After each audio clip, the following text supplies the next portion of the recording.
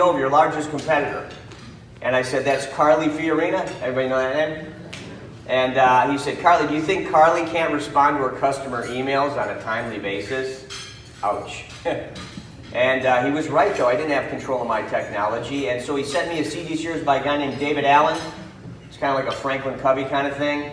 But what it didn't help me do, what's probably facing many of you, is get through the day. Like managing email. Anybody have challenges with email? Right.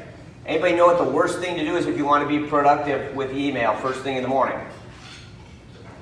Don't open your email. First look at your calendar and see what's going on. And so it wasn't just Clover, but it was a lot of other companies we found out had that same issue. And so really what this is all about is showing you ways to save time, and so that you're not going to have to take a lot of copious notes on this Saturday morning. We've kind of outlined many of these tips right here in this workbook for you. There should be a number of them on the desk for you, on the table for you. But it's all about saving time, email management, finding information quickly, calendar and time management. All these things add up to significant savings. We do a number of things. I was just with the American Bar Association last Friday with Division 5. We did a group there. And what we found out was that many people are spending way too much time searching and organizing information. We're here to help you do that. Does that sound okay? Yeah. Excellent. Very good. Okay. So this is buffet style, just like the buffet out there. If there's things that you don't want, then you leave them behind. You don't have to do everything that you're finding out here. You know, for instance, there's a great little tip. These are some of the other topics we cover, but there's a great little tip that I like to use when I get in my car and I've gotten a lot of emails. I'll just say, Siri, read my emails. And she'll read your last 25 emails and who it's from and leave it unread. Or play my voicemail messages. So what I'm all about is combining the technology piece combined with the time management concepts, and that's what we do. But to start off, if everybody grabbed one of those workbooks here, and we're just going to start off on the table, right past the table of contents on page 3. Looks like this. And again, I've got all the notes in here, so you don't have to take a lot of notes. We'll also do a follow-up email after today's session. But you're going to see in here just some really cool stuff that we're going to be talking about. And here's what I found that's really interesting.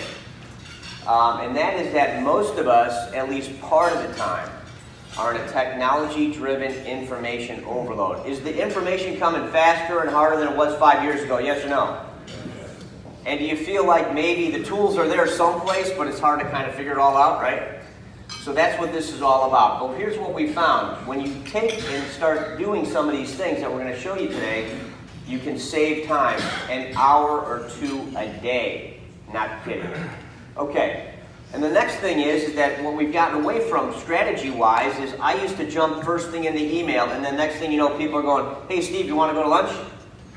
Right? And I was so far behind because I didn't start off kind of setting my day. So here's a big time management rule I'd really like to share with everybody, and hopefully we're all embracing it at least part of the time, and that's that 15 minutes of planning will save you an hour of work. Always works. And I wasn't doing that in the morning. I was jumping in the email, and then I got caught up in the email trail. Next thing you know, it's 11 o'clock. So try to avoid that if you can. And so we combine those sort of strategy rules with things like using your computer more efficiently, going ahead and setting up things. And we have a lot of Outlook users in here, right? Let me show you a real cool little tip that we actually have in the workbook here. And that's that instead of retyping phrases or things that you say repeatedly in an email, you can actually just go ahead into email, and once you set up the shortcuts, like your conference call information, you just type CCI, and it pops your information for your conference call. Or maybe it's your mailing address. Or maybe it's please let me know if you have any questions. All these things can be set up automatically on your computer to run every time you send out an email with stuff that's repetitive. Does that sound kind of cool? That's built into Outlook, and it's actually in this workbook here.